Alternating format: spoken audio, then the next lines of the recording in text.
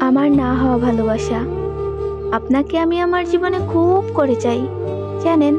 কিন্তু ওই যে কথায় আছে, অধিক পছন্দের জিনিস ভাগ্যে থাকে না। শুনেছি দুনিয়াতে যে যার সঙ্গী হয়, পরকালেও নাকি সে তারই হয়। তার মানে দুনিয়ার মতো পরকালেও আপনাকে আর পাওয়া হলো না। কিছু জিনিস অপূর্ণতায় সুন্দর। আল্লাহ যা করেন ভালোর জন্যই করেন।